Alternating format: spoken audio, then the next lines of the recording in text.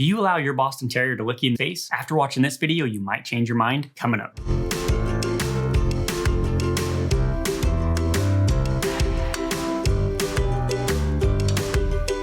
Hey everybody, welcome to the Boston Terrier Society YouTube channel. I'm Donnie Gardner, the founder of BostonTerrierSociety.com. Over there is Bella, who happens to be licking herself, my Boston of over a decade.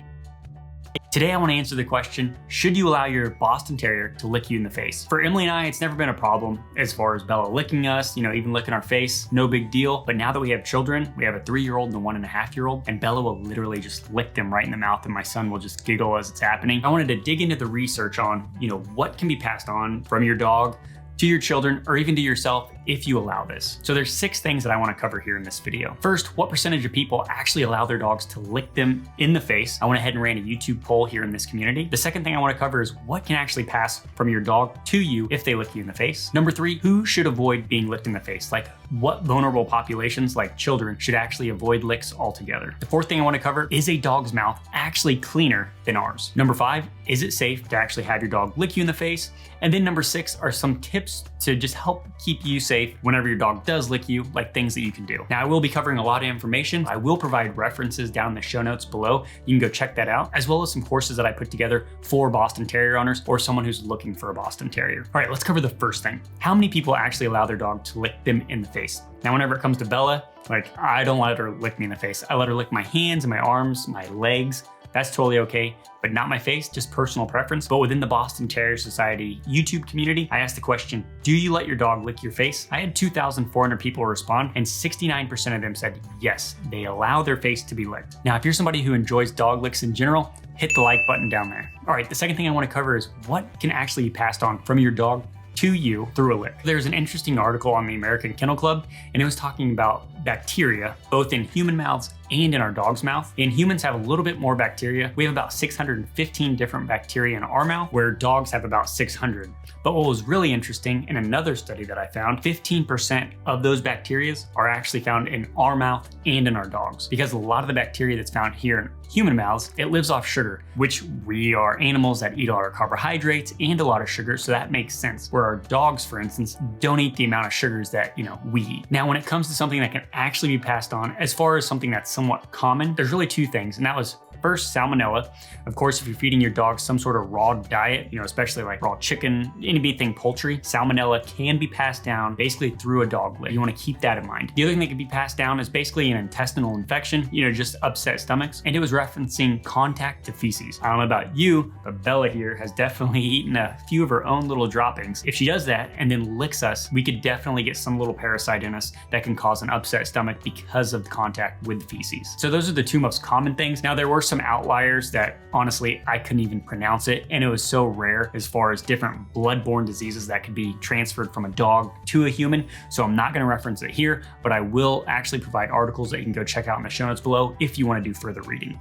Now, coming in at number 3, who should actually avoid being licked in the face? In some of the articles that I read, you definitely want to stop basically dogs from licking the faces of children, pregnant women, people with any kind of weakened immune system, and then it even mentions people with pimples or basically open wounds to the face, or even arms, or any part of your body for that matter. So if you fit one of these categories, you just want to avoid at least being licked in the face, where they might lick your nose or your mouth or your eyes, somewhere that can be easily transferable, or an open wound. Coming in at number 4, and this is something that I've always been raised on, like a dog's mouth is cleaner than a human's. Now, this is not true. This is a complete myth, and you've probably heard it a lot too. But there's a quote here that I want to read, and it's from Colin Harvey, a professor at the University of Pennsylvania School of Veterinary Medicine. And he basically says, comparing a dog's mouth to a human's mouth is like comparing apples and oranges. Is a dog's mouth cleaner than a human's mouth? No, both of our mouths are dirty, and they're both filled with bacteria, right? Think about it. Our mouths are wet all day long.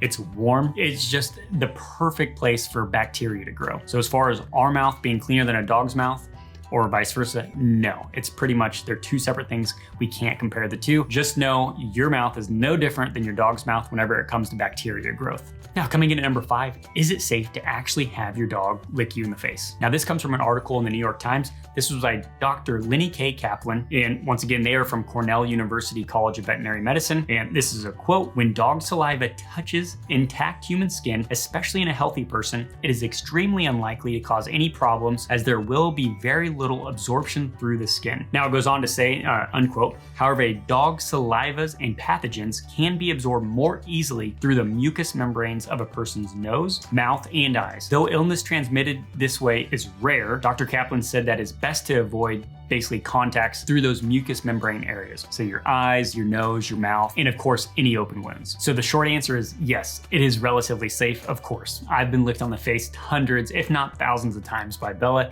and I'm sure you've been licked thousands of times by your own dog. Coming in at number 6 are the tips if your dog licks you. You just want to make sure that your dog's up to date on all its vaccinations and its dewormers. Brush your dog's teeth, that's always recommended. Wash your hands and your face after the dog licks, just because, once again, salmonella can be passed on. And then, of course, if they've touched any feces or licked any feces, things can be passed on that way. So it's always best just to go ahead and wash any area that's been licked by your dog. And then the last tip, once again, don't let them lick your eyes, your nose, your mouth, or any open wounds. Question of the day, after watching this video, are you still gonna allow your dog to lick your face, or what will you do differently? Put in the comments below because I'm curious to see what you guys have to say. Now, if you've watched the video this far, definitely smash the like button if you've enjoyed it. If you wanna watch more videos just like this, definitely stay past the credits of all the supporters of Boston Terrier Society's YouTube channel, and there you're gonna find a video, 6 signs your dog loves you. If you've liked this one, you're definitely gonna like that video. And until next time, life is better with a Boston. Right, Bella?